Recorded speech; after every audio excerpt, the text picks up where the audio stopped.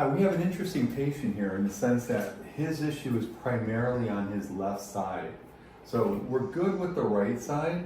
The left side though, as you can see, if you were to draw where the areola, the nipple is, you can see that this one is much lower. It's actually falling off of the pec.